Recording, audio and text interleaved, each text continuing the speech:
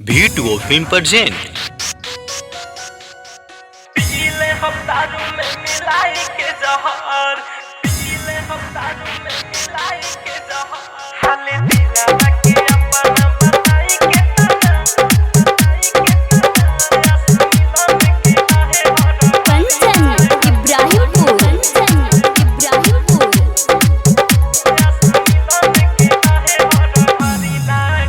तोर प्यार बायतना बनैले पागल रात रात भर नींदियो रहत भागल हाल दिलावा के अपना बताई के तना आस मिलन के रहे हर घड़ी लागल हाल दिलावा के अपना बताई के तना आस मिलन के रहे हर घड़ी लागल हाल दिलावा के अपना बताई के तना आस मिलन के रहे हर घड़ी लागल तोर प्यार बाबा नैले तना पागल रात रात भर नींदियो रहत भागल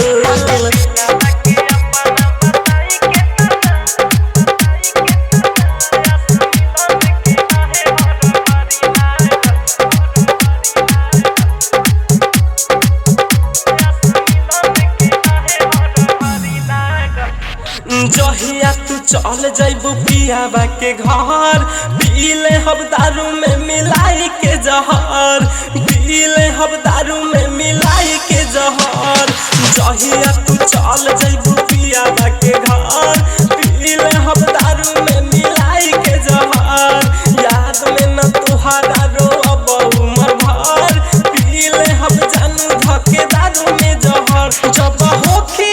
जानू विदाई तुहारा एको बेरी देखा के जाई हो चेहरा काहे कि न फिर कबहू नजर आई तोर पागल के जान कब पर छाई हाल दिलावा के अपना बताई के तना आस मिलन के रहे हर घड़ी लागल आस मिलन के रहे हर घड़ी लागल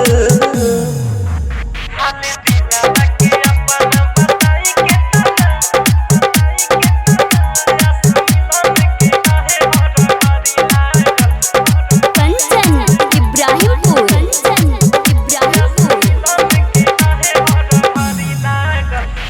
जब से तुहार ठीक भइल शादी मन करे अपने से देहिया के जाला दी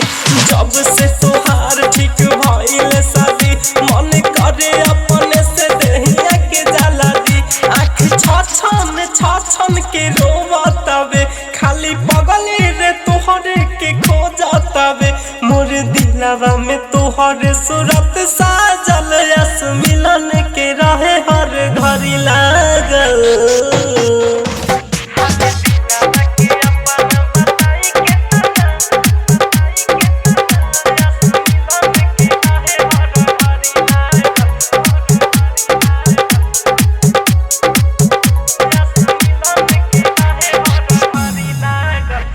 एक एगो बात चुभे काटा मियन हमके तोरा दोसर छुई अब अपन बन के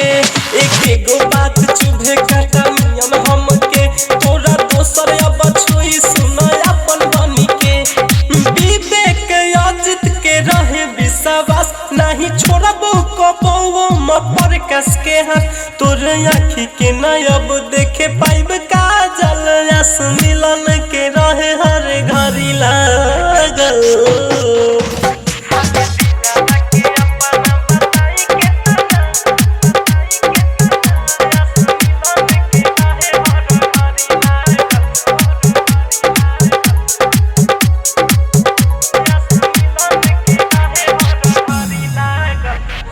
जहिया तू चल जइबू पियाबा के घर पीले हम दारू में मिलाई के जहर पीले हम दारू में मिलाई के जहर जहिया तू चल जइबू पियाबा के घर पीले हम दारू में मिलाई के जहर याद में न तुहारा रो अब उमर भर पीले हम जानू धके दारू में जहर जब होखी जानू विदाई तुहारा एको बेरी देखा के जाई हो चेहरा काहे कि न फिर कबहू नजर आई तोर पागल के जान कब